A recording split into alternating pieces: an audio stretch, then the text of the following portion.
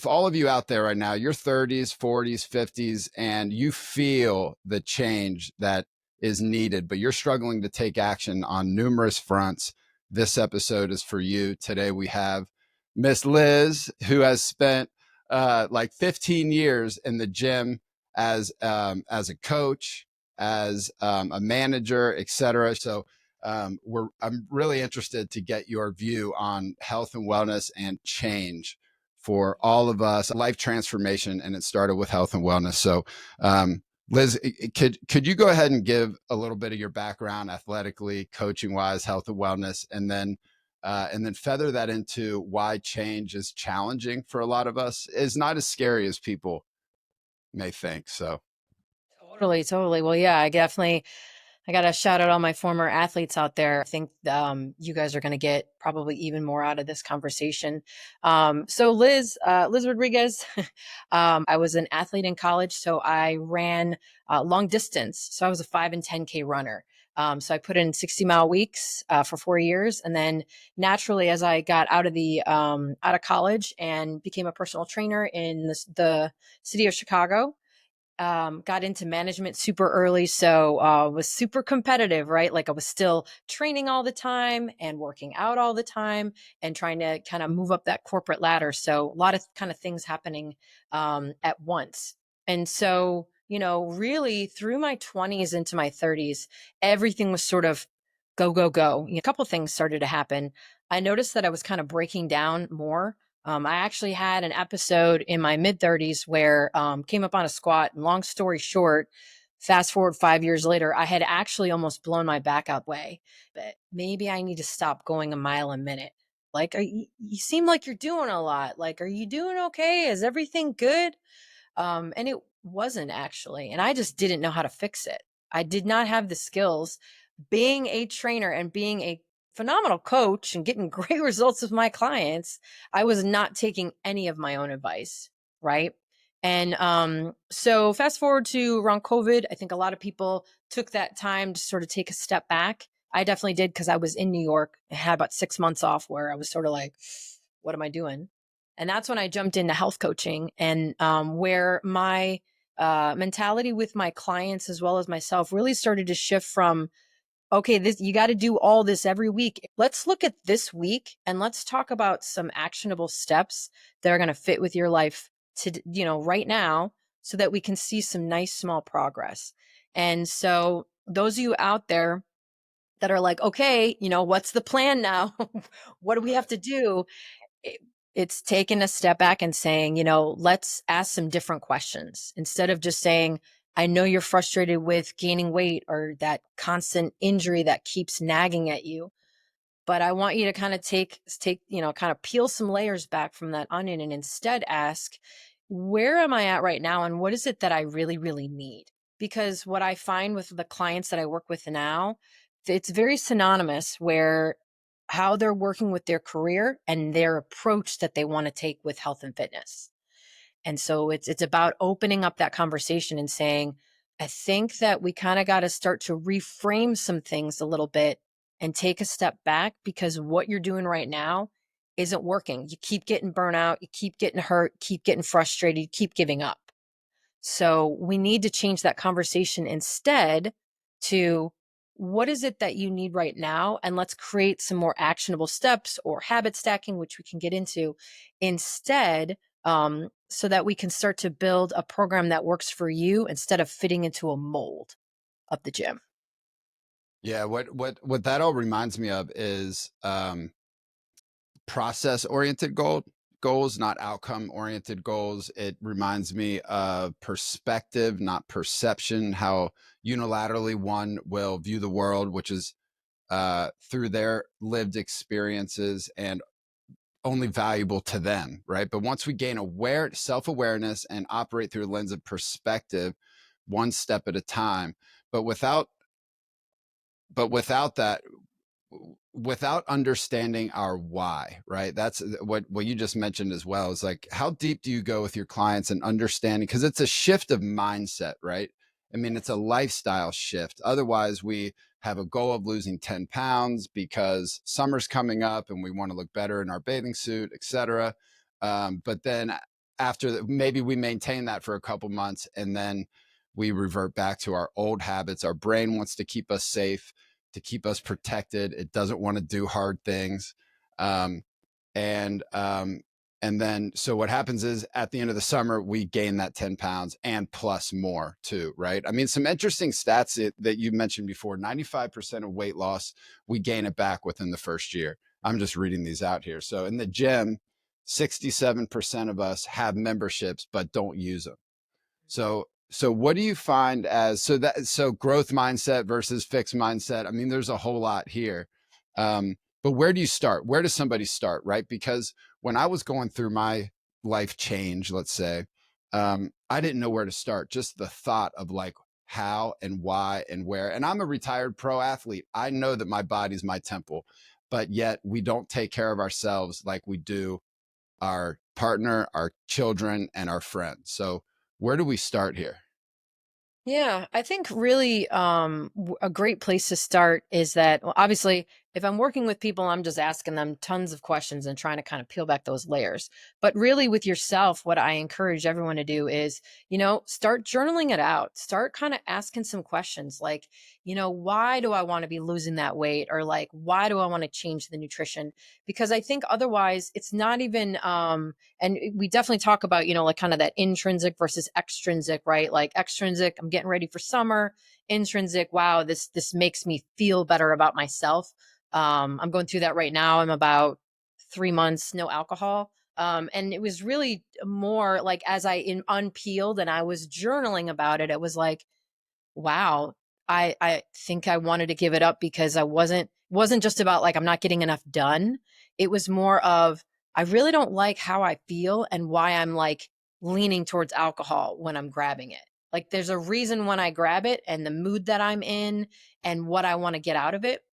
So flipping back to, health and wellness and sitting with yourself and journaling, I think what's really important for a lot of people is that they need to get out of their heads a little bit. Like we're so plugged in, talk about all those different ways in another podcast, but you're so plugged into like where you're at right now. Like, okay, I gotta get up at this time because I gotta get to work because I got this stuff going on and the kids have this. And all of a sudden there's just no room for anything that is either not making you money or is your family. Like it's almost like, oh, well, that health and fitness stuff really isn't important. I'm gonna steal a little bit from Ryan Holiday, who I'm a big fan of, Daily Yeah. Stoic. Yeah, Um, he's money. If anybody, I mean, if right, the audience doesn't know about him, yeah, Daily Stoic, Marcus Aurelius, Meditations, the Stoic philosophy. I'm all in on that. right. And what he talks about with reading, like reading is a skill that we have that there have been thousands of years where we as humans were not allowed to read. So you make time to read because it's literally a skill set of you as a human. And that's kind of how I compare health and wellness. Like we're made to do all these amazing things. Our bodies are they're seriously amazing. And we don't take the time to actually take care of them because we're so focused, especially those of us in the States where everything is on money. It really is. If you start to pull it all back and you're journaling and you're saying, why is it? I just did a webinar on this of why, you're not prioritizing yourself because those around you don't. And literally halfway through the webinar, I was like, the comments I'm getting, I'm like, I think we need to already reframe this webinar. You're not prioritizing yourself because you don't think it's important. It literally doesn't fit with your mold of what is important. So, as you're asking those questions to yourself and as you're journaling, it's a great way for you to finally like take the time to explore like, what are your interests and like, what does healthy mean to you? We don't ask ourselves those questions. And bringing it back to the gym setting, I mean, I've been that trainer and manager that's done thousands of consults. And it got to the point, once I started getting into the health coaching right at the tail end of my commercial fitness career, and I would be sitting with people and, Eric's coming in, hey, I just want to lose weight. I just want to be able to move better. And I started asking them instead, so is that what you want me to hear? Or is that really what you want to do? Because we got to keep dialing, we got to keep pulling back. So I think it's also about expanding that whole, intrinsic versus extrinsic. I don't think people realize that, what's important to you is going to be, it's not just one layer down or two. or 3. There's so many. And I think when we get into, late 30s, early 40s, we're going to assume that we're probably halfway done with our lives, and that's when things really start to shift. We don't recover the same, we don't feel the same in our bodies. There's certain chapters that we're never going to get back. How many of us relive our athlete days? Well, I'm never going to do that again. I'm never going to run that fast. I'm never going to lift that. We got to reframe that. Yet our brains are so much more developed than they were when we were 25. So how do we use that as we move forward to a new chapter in life? You know what I mean? Yeah, and it's that whole can't teach an old dog new tricks too, because we now know that there's neuroplastic, our brains are neuroplastic, and we're able to learn new things, like the journaling piece too is I write a lot. That's intentional thinking, right? It activates the prefrontal cortex. It's slow and methodical. We need to think before we put down the words on the sheet of paper, but it's not threatening, like I carry a little journal with me. And anytime, like in the Jeep, when I'm with my kids in my home, at work, etc. And anytime I have a little thought, I just write it down, and that starts getting into our habits and routines and everything else. And that's a positive feedback loop. So we keep moving forward, one little step at a time. So where does so okay, so we have journaling, and then what would be another step for people to start paying attention to? Like if we say change your diet, you're not allowed to eat sugar anymore. It's like, don't think of a blue elephant, and people don't like being told what to do. They like autonomy. Us humans, we're built for connectivity, but so being around other people, but in the same breath, we like to do it our way. Hmm. So how does someone start getting awareness in terms of, okay, all right, Liz, I'm journaling. I feel like it's helping just a little bit. What's the next step? Is it to slowly start to remove, maybe like, replace one piece of sugar, let's say candy at the end of the night, or some ice cream while we're watching a movie, with something healthier like yogurt, or what's the next step for you? Totally. And let's talk about, because I think the nutrition stuff is very different than the fitness stuff, because you making decisions on how often you have to work out, that's not as high as I don't remember. There's a Weight Watchers quote with this. I think it's like 27 decisions every day for food. So it comes up a lot, right? So when we talk specifically on kind of shifting, with nutrition, there's kind of twofold that you can look at. One is going to be, when you are reaching for food that you definitely know is bad for you, why are you, grab that journal, or like take a moment, or like sit with it and say, I can't eat it for 5 minutes. I got to think about why I want this cupcake, ice cream, chips, beer, whatever. That's one way of like, I don't know. If we're still doing the journaling, you're like, really, this is kind of tedious. Yeah. So let's flip it and look the other way of saying, hey, Eric, I know that you mentioned that you want to start making some changes. And the first thing that I do with people is, you know what? Just walk me through a normal day. And I don't want there to be any judgments. I literally just want to get a snapshot. And then once I hear that day of typical eating, I'll say, what meal or what snack do you want to work on? What's going to be the easiest for you? And if they say lunch, cool.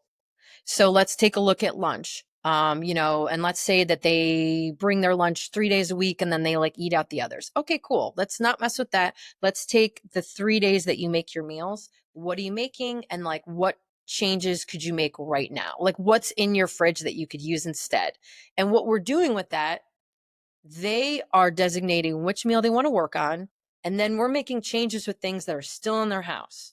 We haven't said anything else. We're literally just working with, it's basically my version of applying the habit stacking, meaning we're going to make changes with what you already have in your arsenal. That's it. And I think when people hear that, it's like, oh, okay. So instead of like, I always make the same sandwich, you're saying, like maybe just make half a sandwich. And instead we're going to make some, we're going to do some veggies. We're going to grab a protein bar, whatever it is. I can walk them through that if they're like, well, I don't really know where to start. Okay. So based on the meal that you have, we want to up that protein, up that fiber, decrease the sugar and the fat. And then we can start plugging and pulling. But it helps them also very much be part of the conversation, right? It doesn't make it feel like, and that's the difference between coaching and training people, or being, or being a just a nutrition coach, meaning really the notion of coaching is that you're working and creating a relationship with someone versus I am the expert and I'm going to tell you what to do. Because you're right, people don't want to be told what to do. They want to have some skin in this game. And if they're helping to make the decisions, they're also going to be much more likely to follow through with them because it was their idea, not mine. I was just guiding the conversation. Right. Yeah. And so it's really easy for us to walk in the kitchen because here's the thing. We know what we're doing is killing us. You know, we do know. I mean, if you have an IQ above 100, you understand that sugar's not good, yogurt's a little bit better, and and perhaps like not eating either one of those could be ideal, but that may not be realistic either, you know? So we can just stand up, walk in the fridge, open the freezer and the fridge up and say, I should eat that, I should not eat that, and kind of pick and choose what it is. But it's that taking the action. And this is where a lot of people they just need help, you know, because life is busy and you don't know what you don't know. And when you don't know what you don't know, there's a little bit of being naive in a way, you know, to Yeah. that. And you also don't know what you're missing. It's one of the, I think, the huge light bulb moment for me transitioning out of commercial and then just running my own personal business was that everything was based off of a structure, right? So people came into the gym, they saw me for 55 minutes, right? Like everything was very structured, like everything was put in a box. And when we got away from that, all of a sudden, really, where I started with people was, hey, let's talk about your sleep, let's talk about your water, and let's talk about your stress. We haven't even talked about nutrition and fitness yet, right? Or working out. But the thing is that if I can have them start to implement changes with those, guess what's going to happen?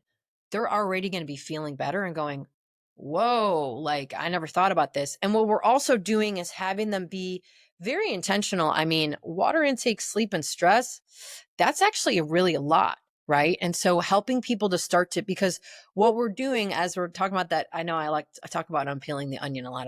Love that. I love that metaphor. But all of a sudden it's like, oh, wow, I didn't realize when I sleep a little bit more, I focus better during the day. Or like, I didn't notice like when I drink more water, some of my salty cravings went away. Or like, wow, I decreased my stress. And this is for my sister out there. She's been kind of stressed at work and she clenches her jaw all day. So she gets a headache by about 3 p.m. That's kind of an issue. Yes. So I like to start with those three areas at first because it really helps. People want to see results. And that's the whole thing. If you give your body just a little bit more of what it needs, it's going to respond. It really will. And then that's going to give you a little bit more motivation because, and we can go into this, but motivation and willpower. I've started to study a little bit more on the willpower thing because I think that we're so set up to fail in a lot of ways with willpower. Like people are like, I'm just not strong enough to, have the, the strength to want to work out all the day, all the time, or I don't have the willpower not to eat the chocolate. And I don't think that's the case. I think that you're just set up for failure because you're stuck in this bubble. And we just want to start to get you out of that and start to feel better. It's going to make it easier to start to make some of those other changes. It's also less daunting, you know? Yeah. Yeah. Do you ever, when I was going through this, I mean, I did deep dives with the help of psychologists and, you know, a number of other folks, but I would future author, and I speak about this quite a bit because I learned a lot of this through Jordan Peterson. He has a self-authoring program that I really, it's difficult to do because it's all reflecting on your past and your childhood, and then but most importantly, it's when we talk about, hence the name of the podcast, intrinsic, right? The intrinsic motivators, like you had mentioned earlier, not chasing the trophy, not chasing the acceptance of others, not chasing the proverbial paycheck, but the autonomy of doing what it is that you want to do simply because you want to do it, right? And that's autotelic, that's autotelicity, a fancy Greek word for self-purpose. Do you future author with your clients? How important is that? So journaling is reflecting, intentional thinking. Now we're starting to get into habit stacking, one little piece at a time. Go into your fridge, start making these tiny little adjustments. We're gaining awareness. But if I am only staring at what's directly in front of me. I don't have that overarching theme of sustainability. Do you future author, like Jordan Peterson says in his future authoring? He says, go 5 years out, and if you could become anybody you wanted to become, Yeah. and there's zero restrictions whatsoever. Now it needs to be, Eric Fisher can't become president in 5 years, right? So there is a realistic type element to it, I suppose. But anybody who achieves something great isn't realistic anyway. And balance of life, you will be out of balance if you're seeking something great. But do you future author with your clients at all? Yeah, it's actually really it's part of, the intro with health coaching is that really your first like big session with people. It's like 90 minutes. I always say, I'm like, prepare. This is going to be a deep dive. And what we really want to do within that time frame is really start to dial in a little bit more of where they want to go. And this can be a bit of a struggle for people. It was a struggle for me when I was first doing it, when I was getting like coached. I was like, I don't know. I'm like, why do we have to think 5 years or 3 years? Can we just talk about next week? So sometimes it is difficult. And I do think that those people that say that, it's because they're just struggling with so many different things and they're burnout and they just don't even want to think that far. So anyways, but we do that. And I think for those people, what we do is we start out and just say, hey, let's start with just the things that come to mind right away. Don't think about it. Just tell me. And then from there, as they kind of get more comfortable and like we have some conversation going around, like instead of just saying the nutrition and the weight loss and stuff like that, as we're getting a little bit more into the weeds, then we do a visualization where I have them close their eyes and I'm like, just give me, we're a couple years out and they can choose. You want to be 3 years out, 2 years out. Talk to me about like where you're at. Maybe it's like this big vacation that they've been planning for, or they've moved somewhere, or like maybe they're just in their own house and they're walking me through this like perfect day because they switched their job and they lost the weight and they have a better relationship with their spouse or whatever it is. And we talk about every single detail in there.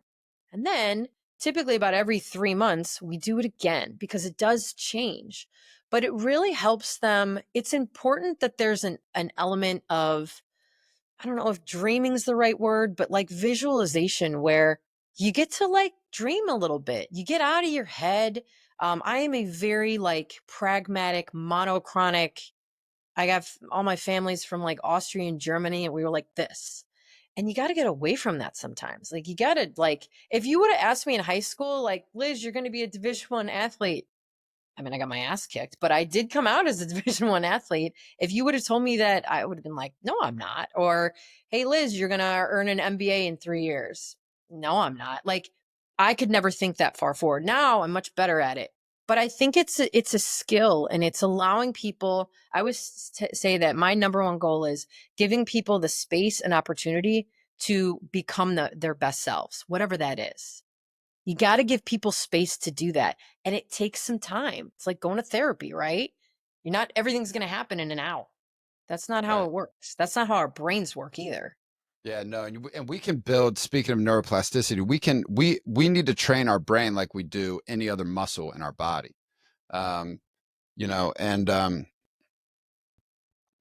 So, okay, so future authoring. If you want to change your life, sit down, write down 5 things you want to be or achieve in 5 years. Who are you in 5 years, 4 years, 3 years? Make it up.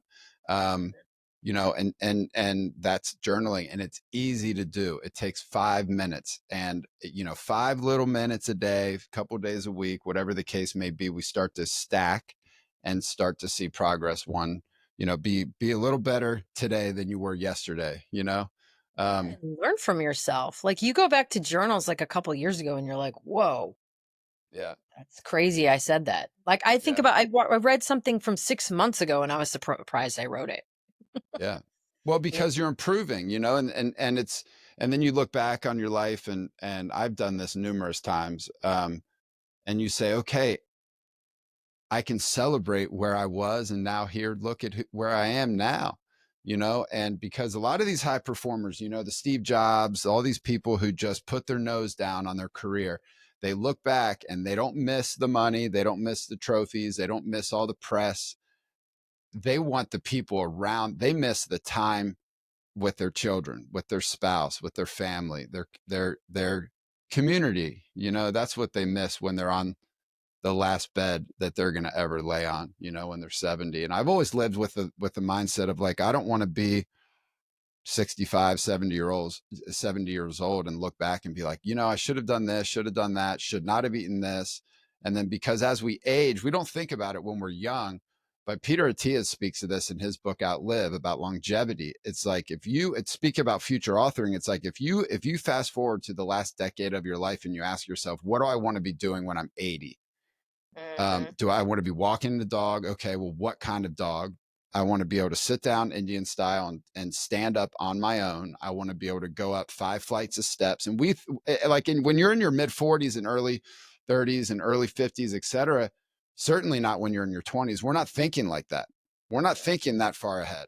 But life goes quick. And I realized that once I started having children. My mom was like, well, Eric, I remember when I was wiping your little butt and putting diapers on you. And now look at you. And that's true now that I see my children grow up so quick. So life does go quick. And once we understand that, we can start taking action because it's not about what we do today. It's about what we look forward to tomorrow and then back ourselves into the present day so we can take action.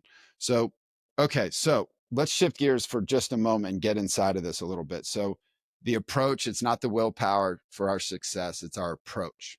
So gaining Hmm. awareness, doing some journaling, starting to open our eyes up a little bit about how it is that we want to live the rest of our life. So what are a few key, let's stick on nutrition here for a minute. So because I feel like, and then concurrent with this loaded question is what's more important, exercise or nutrition? Because I've read data from guys like Stephen Kotler over at the Flow Research Lab who says, the stronger your legs are, the longer you live by a large margin, like 400 and something percent. And then you speak to somebody else like Peter Attia, and he says, you need to max VO. You need to crank your heart a couple times a week and max it out, because if you're a sedentary type person and just sitting on the couch and you're overweight, you're pre-diabetic and you're eating sugar and pastas and fast food, and then you have to go clean your driveway because it snowed out and you die of a sudden heart attack, it's not a sudden heart attack. That cardiovascular disease has been working on you for a while, and your lifestyle is what caused it. Now I'm generalizing this, but your lifestyle is what caused that quote unquote sudden heart attack. So what's more important, exercise or nutrition? And then to get into nutrition for a moment, what are the easiest things that people can either remove or alter or change from their diet that are easy to do? Yeah. Yeah, I've been thinking about this one a lot because I've also just finished the Peter Attia book, and I think I gotta agree with him. I think really movement is gonna trump nutrition. And the reason that I say that is because I think that, we need to move our bodies. It's literally what we're made to do. And I think on the nutrition piece, it's never going to be perfect, right? Because we're actually put in more and more of a situation because of how things are grown and like what's available. The nutrition piece can, and I mean, obviously, everyone watching, we're going to safely assume that, you have access to fresh fruit and vegetables and things like that because not everybody does, but we're going to assume that you do.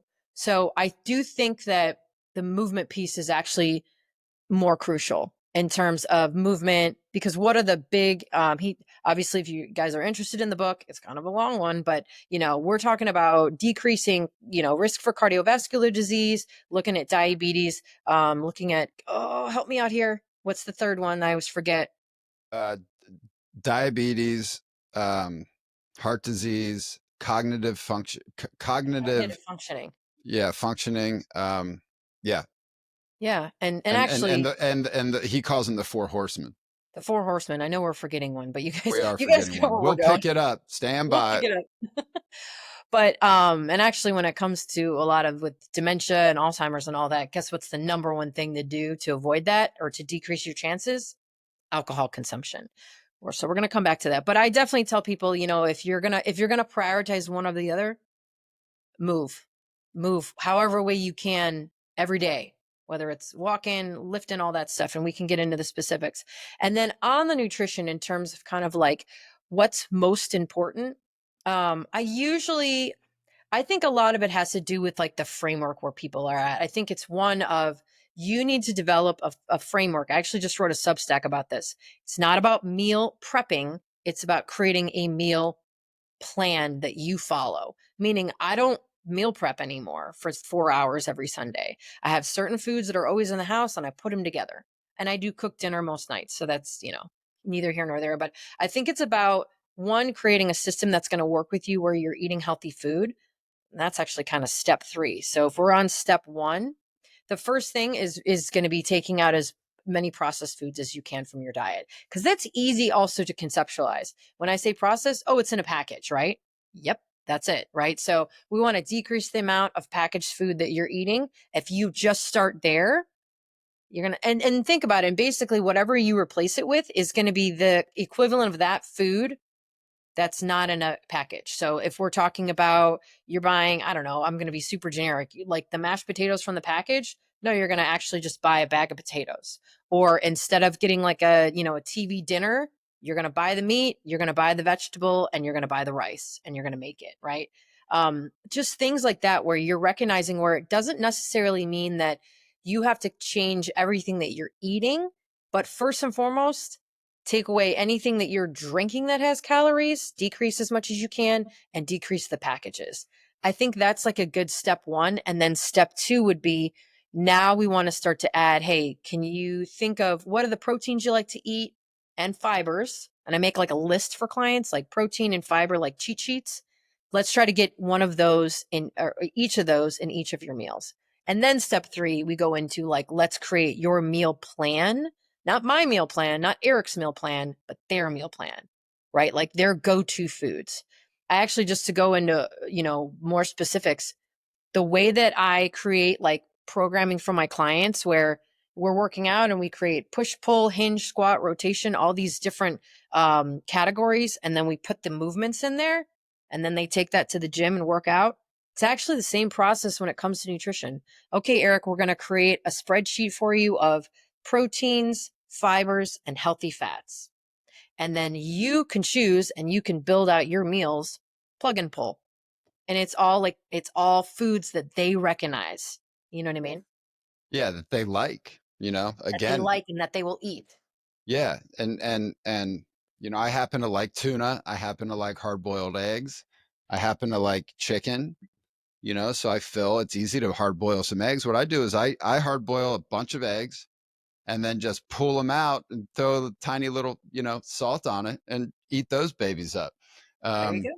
and a lot of tuna as well, and I try to stay away from foods that are white in nature, because Mm-hmm. they tend to, a lot of, I don't drink much milk at all. Mm-hmm. Because of inflammation, but then also I can just replace it with something like almond milk or black coffee or water. But I've also recently heard that almond milk really isn't that good for you either, because of your Yeah, gut health. when we look at all of the nut milks and things, the thing is that all of the stuff that goes into making them, and I guess if we're going, let's say we're on like step 4 or 5, now we're getting into the how much, what are the foods that you're eating that have a higher amount of hormones in them? Because that's going to make a difference. And then getting into kind of some of the white stuff and everything. But yeah, I honestly recommend for people, like, to be honest, with the nut milks and everything, they're not that great. To be honest, I mean, if you really want to make your own almond milk, it's not hard. I think you got to have a blender and a cheesecloth. You like, you blend the nuts, you like soak them in some water. I don't remember. It's like 3 steps. It's not hard. Yeah, But then yeah, it's yeah, just almonds and milk. It doesn't have the other 17 ingredients that go into them, yeah. And you know? and yeah, yeah. I when I read that, so I made the switch from milk to almond milk, and then I started reading more and more and more. This is a while back, and then I was like, that's probably not the best thing I should be. So I tend to a lot of teas, a lot of black milk. I'm sorry, Mhm, black coffee, and then water, good old mhm. fashioned water. Um, um, okay, so somebody can just take a sheet of paper again. This all is starting to kind of feather back to keeping a journal with you, because it's not just about your thoughts about your personal and professional life. It's also about nutrition. You can just write down 5 or 6 things that you like to eat and that you can eat all the time that are healthy, kind of on the go too, because our lives are busy. We're career professionals, we're high achievers, we're usually parents, and then before you know it, we either forget to, or we give ourselves an excuse to, because like we mentioned earlier, people don't treat themselves like their own best friend. I can give you advice all the time. Liz, you shouldn't do this, you should do this, but I'm not going to be look in the mirror and say, Eric, you should do it too. Because look, we're all on the clock. We have one life, and once I had kids and I'm like, do I want to be a grandfather? Yes. Do I want to be running around with my little grandkids? Yes. If I'm ever so lucky. And so I need to start taking care of myself better now. Um, how do and then movement and exercise, like you've been mentioning the gym and squats and everything else. What if somebody doesn't like truly doesn't have time? They're a working parent, they're busy as all get out. What are we talking about here? Just movement. So you have a meal, go on a walk, because that helps your glucose. Can you go into some of the what do you mean? Does everybody have to get in the gym and spend an hour in the gym? I mean, how can a busy 40-year-old start to improve their health in terms of the exercise and movement without going to the gym? What does this all mean? Totally. And I always go back to, I do like to kind of start with like, what are the recommendations? And when we talk about recommendations, it's essentially, this is going to be the minimum to make sure that we are maximizing our health when it comes to keeping our heart strong, being able to maintain or gain muscle. Because if you're not maintaining or gaining, you're losing, right? And so this is where those things come from. So if you like looked up like stats, we're going to take cardio first and then strength, and then we're going to talk about how we can implement that based on the person, right? So 150 minutes of aerobic cardio each week. Okay. How? You're just trying to hit 150. So essentially what that breaks down to, that could be, a couple 30-minute workouts. It could be 10-minute workouts. It could be 15, 20-minute workouts. But it's essentially what I challenge people on is, hey, we basically want to get you moving where it's not quite like, just a walk in the park, but you're not sprinting.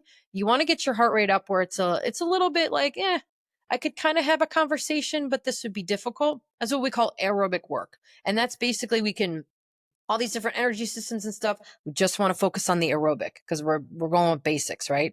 And that's just to make sure that you are elevating that heart rate a little bit. Peter Attia talks about this in his book, and we're getting some sweat on. So I start with that and say, okay, looking at your week, are we talking about, hey, we are going to walk the dog an extra 10 minutes every day? Or do you have time to get in regular workouts? Is this going to be walking? Are we habit stacking? So that's kind of like more on the cardio side. And that's usually easier because people recognize what cardio is. Oh, I can go for a bike ride. I can go for a swim. I can go for a walk, run. Now we get into the resistance training part. And that's usually where everybody's heads explode. And I think as a trainer, we have made this way too complicated. Way too complicated. So as adults walking around, ideally we want you lifting 3 days a week, but bare minimum, we want you lifting twice a week, at least 2 to 3 sets for 15 reps, all your major movements. Okay, that's a lot. That gets a little bit more into the weeds, but just stay with me for it. So when we talk about all your major movements, where we want you to push something, we want you to pull, we want you to squat, we want you to bridge or hinge. And so once people kind of, when I get into, I always give a little bit of info on that. So they're like, okay, framework, I got to do this twice a week, couple sets. That could be like 2 30-minute workouts, right? That could be 2 15-minute workouts, depending on the person and their time. And then it's just a matter of saying like, okay, you don't have any equipment and you're working out at home. Well, then we're going to set up all these things. You're going to do some bridges off your couch. You're going to do push-ups off the wall, whatever that is. Everyone has one random band that they got from a PT because of something. We can use that for rowing and for bicep curls. So it's just a matter of like level setting with them. This is what you need to do. And then let's create the environment. And then back to, because I know you mentioned like these people are busy. There are people, and I'm stealing from other people's podcasts I've listened to, where they got about 10 minutes in the morning where they get up and the coffee is brewing and they got about 10 minutes. You get in some push-ups, you get in some kettlebell swings, you get in some goblet squats, you get in some rows. Oh, I got time for another round. I'm going to get it in. So it doesn't have to be this whole setup. Remember, we're made to move. So I talk about this with my dad all the time. He's 74. If he listens to this, he's going to laugh. It's like, oh, I need to go to the gym, Elizabeth, and I need to do this and this. No, you don't, Dad. Like right behind me, there is a big carpeted area in front of that TV. Guess where Liz does some of her workouts? You know what? It's a really busy day today. I got these podcasts. I got these coaching sessions. I'm going to go work out for 20 minutes over there. So everything that I just said, the underlying theme with all of it is let's talk about what you need for your body as a human, as a Homo sapien, and then let's figure out how to put it into your life. It's one of the reasons why my Substack is called Redefining Health and Wellness. We're going to redefine how you think about it. It does not need to be this perfectly crafted workout from your trainer. And I love those workouts. I love crafting beautiful workouts. You got the mobility and the power and the strength and the metabolic finisher. We don't have to do all those things though. They're great, but they're not a necessity. Yeah. Yeah. So I've had one corporate job my 45 years of living. And I did not, I don't know. I maybe have a unique view on this, I suppose, but I view corporate America that, that's where dreams go to die. And because we lose the spirit. Now I'm high and extrovert. I'm an entrepreneur by like the definition of it. Very ADHD that way. But so what I would do, I'm sitting at a desk. Back to your point, our bodies were not made to just sit. You know, we well, let's walk through it. We sleep for 8 hours. We're on our backs. We wake up. Have our morning routine.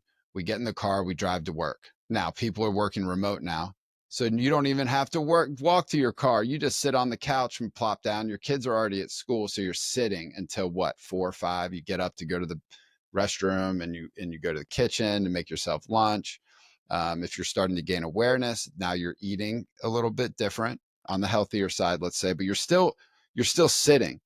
And then you have to go to one of your children's, activities, or you have something after work. And so you get in your car and then you go to this conference or what have you, a banquet, a game, you're sitting. You come home, you go to bed, you're on so we're sitting or on our back all the time. We're not meant to do that. And that's through millennia, all the way back. And so every hour I would stand up and I would do like 50 body squats, 50 single leg lunges, 50 side lunges, and 15 or 20 jump squats.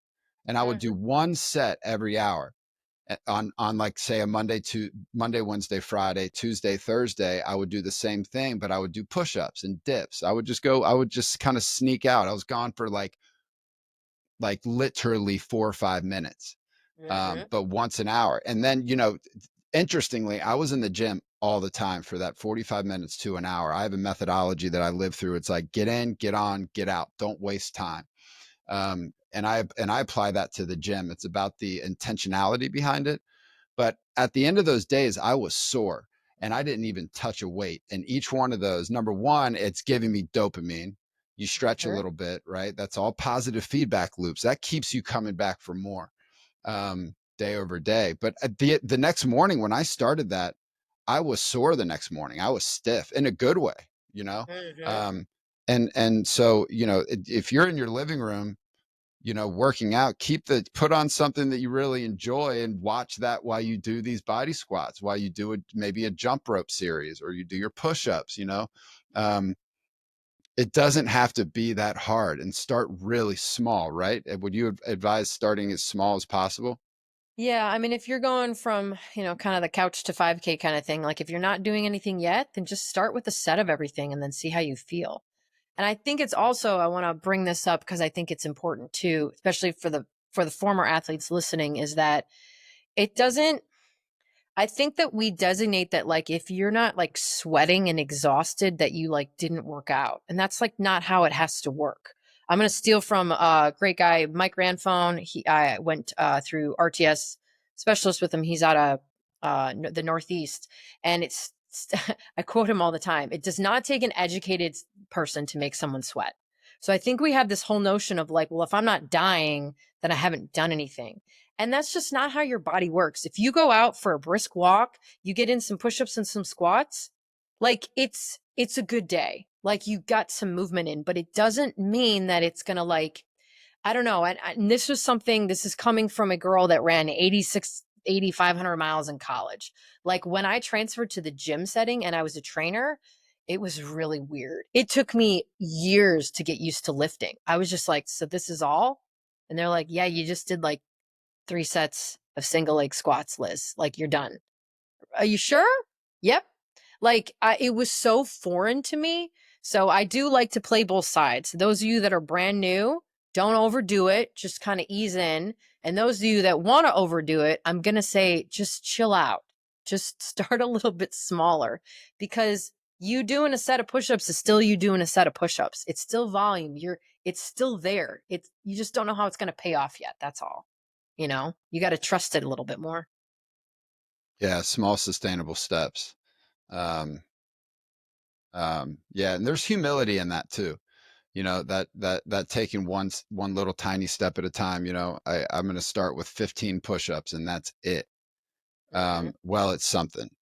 And if you think you're too good to not do 15 push-ups, that's the only reason you wouldn't do 15 push-ups. Um, is you think that that's not enough or that won't mean anything. And that's your ego and pride and being naive and even being naive to the ego and the pride, There's something I right? do every so often. Absolutely. There's something I do every so often. Like when I'm having a bad day, business isn't going as I want that day or whatever. Like I'm in a funk and I'm very structured. I got my schedule for today. I already got my workout in. I knew I was going to have a podcast. I'm going to be cooking later. I've got to do some writing, whatever.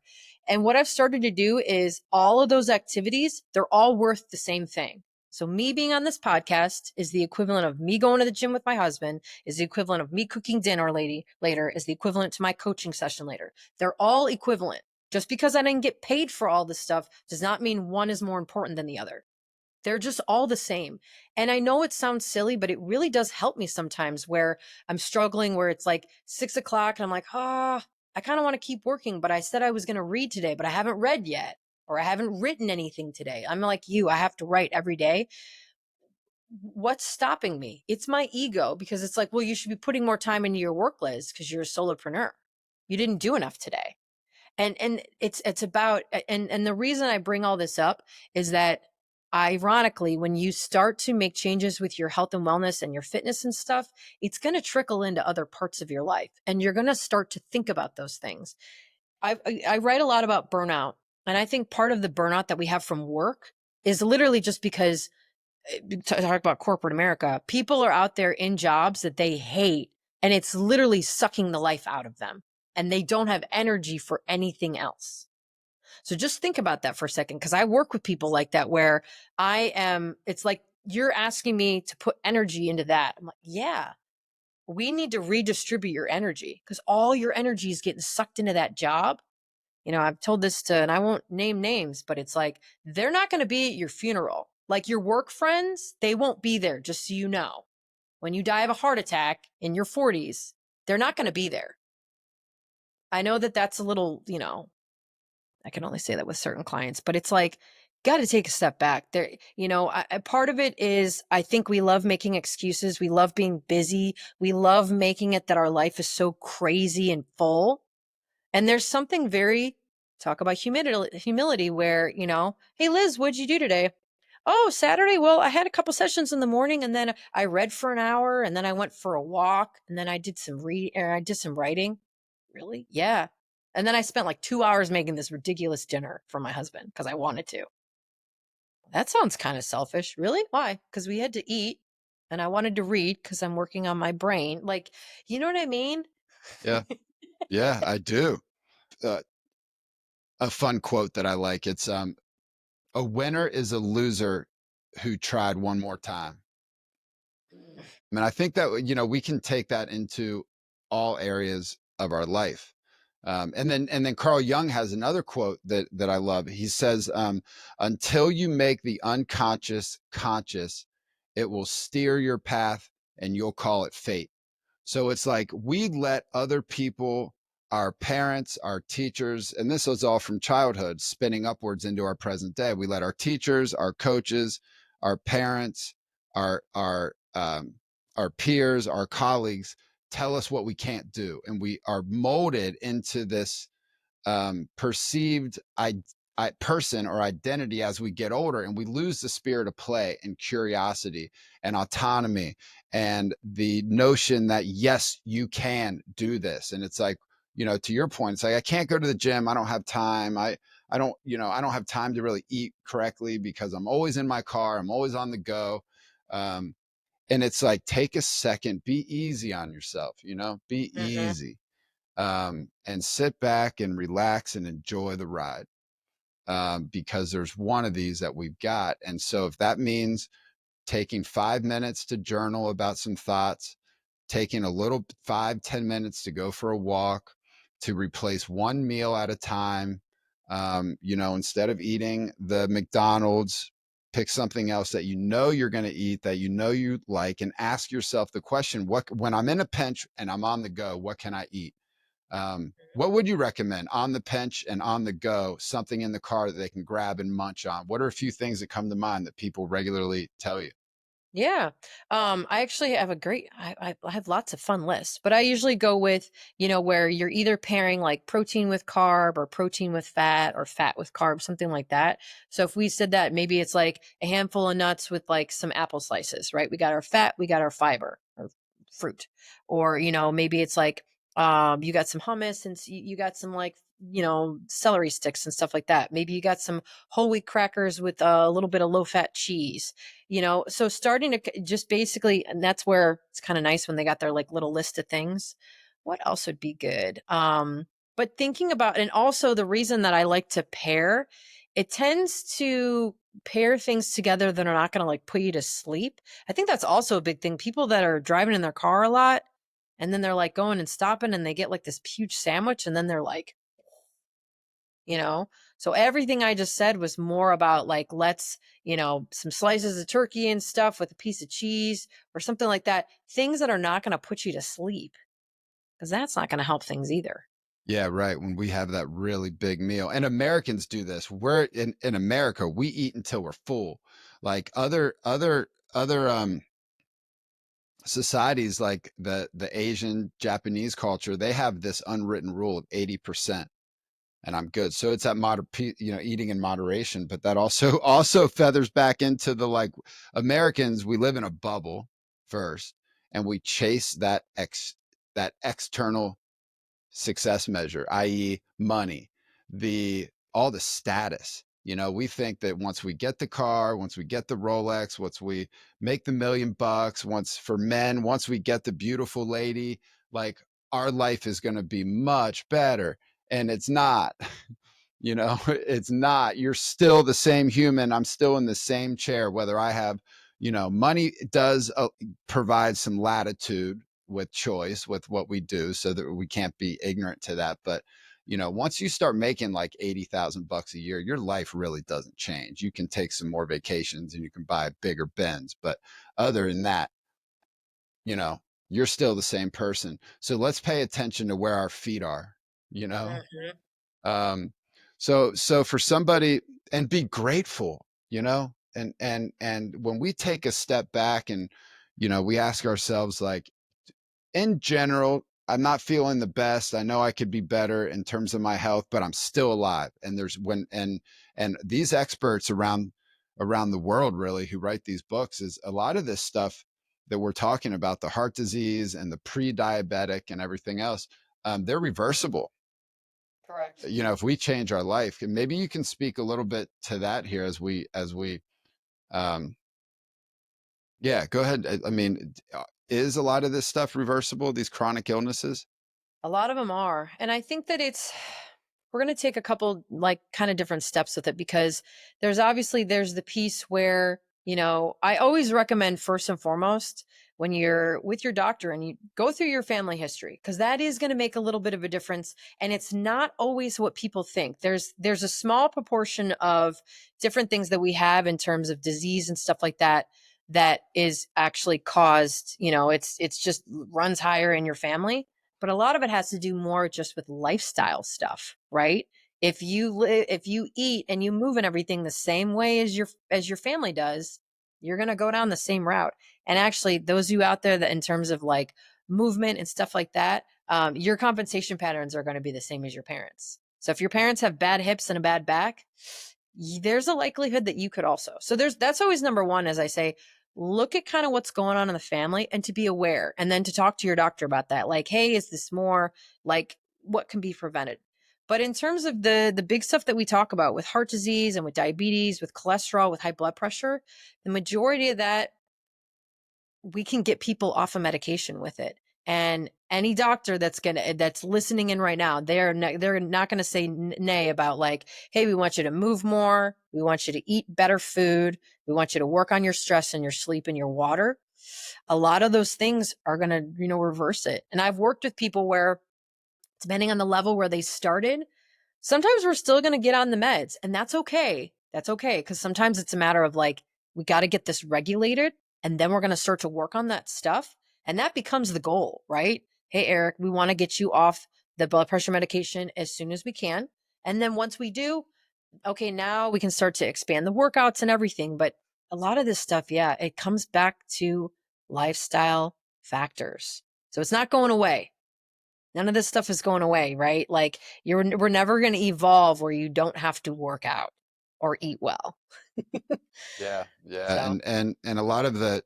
Have you ever seen the documentary? I think it's called about the blue zones, where hmm where that the disproportionate amount of communities lived into their nineties and they have a higher hundreds. proportion of sanitarians, people over 100.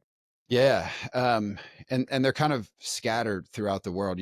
For anybody curious, you can find that on Netflix, and I may drop it down in the show notes, but or description. But it's interesting because they're not in the gym trying to bench 350 pounds. These are normal, average folks, and some of them are smoking, and you could read about like people who have had a stiff cocktail every single night.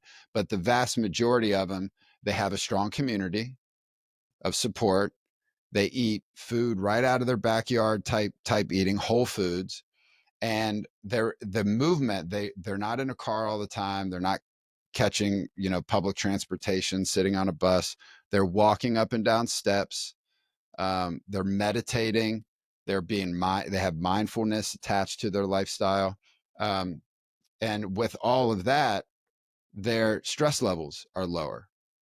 And hmm when you cobble all this together, you live longer, and you live, lifespan and health span.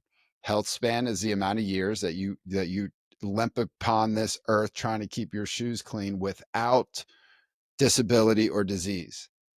hmm And that's the aim here. So to wrap this up, what's the one, because we've covered quite a bit. Yeah. Um, what's your one or two immediate pieces of advice for somebody who says, "Wow, this was a great conversation between these two people, like, but I still don't know where to go." Like, what's one thing somebody can do right now that will help them take the first step towards becoming healthier? Yeah, I'm going to steal because I said this actually at the end of one of the last podcasts that I did, and I'm going to stick with it because I think it's important. And we talked about listening to the voice in your head and listening to what it says and trying to change that conversation. And it's a little like people are like, really? I was really hoping for something a little more on the health and fitness, but I'm going to stick with it. And the reason that I say that is that when we really start to kind of listen to like what's going on up here, sometimes it's much more of a derailer than we realize of like what we say to ourselves on a regular basis. Those conversations that happen in there, they can be pretty powerful. And I think it's a good place to start because it's literally you saying and like putting out in the world like, I actually want to change who I am. I want to change who I am. I want to become better. And I don't exactly know how it's going to go. I know it's going to be this thing and I don't have all the information yet. But the first thing you can start with is like what is your mind telling you? Like what are those conversations that are coming up? Cuz if they're negative, that's a good place to start. right? I know, and I think in terms of just that's going to be one. We obviously something that's just a little bit more kind of on the a lot of the conversation that we had today. I think it's just a matter of saying like I'm going to move for like 5 minutes today, and people hear that and they're like, "That's bullshit," and it's not. You moving for 5 minutes every day is that's 35 minutes this week. You know what I mean? Like, don't downplay the little things, right? Remember, we talked about reframing and redefining your health and wellness. This is your journey. It's not anybody else's. You get to make your own rules. So start small. Love So, it. All right. yeah. Love it. Love it. Well, Liz, thank you very much for coming on and sharing your wisdom, your lived experiences. Yeah. And you're doing some great work on social media as well. I'll drop all your information down in the description so folks know where to find you. Where can people find you? Yeah. I am at lizrodriguezcoaching.com. I kind of kept everything the same. So if you're looking for me online, that's it. If you want to find me, it's Liz Rodriguez Coaching on Facebook. Yeah. And he'll have the links as well. I actually just finished a free ebook, so we'll put that link down there. So if you're kind of like wanting some more information about, you're kind of frustrated with how your progress has been, that'll be available. So, All right. Sweet. yeah, Love it. Well, thank you again. And we'll certainly be in touch. You and I, absolutely. We're we're, internet friends now. yeah, yeah, yeah, yeah, yeah. Love it. Love it. Okay. That's what's cool about doing these podcasts. You got to love what you do. So you lean in and, Yeah, because you never know who you're going to meet. totally. You never know who That's you're what going to we're meet. doing, right? We're spreading some good messages out there, spreading some Yeah. love. Yeah. Love it. So, all right, Liz. Well, thank you again. And, hope you enjoyed this podcast and, yeah, like and subscribe, Yeah, take absolutely. action, take action. So, all right, Liz, we'll talk soon. Take care. All right. Thank you.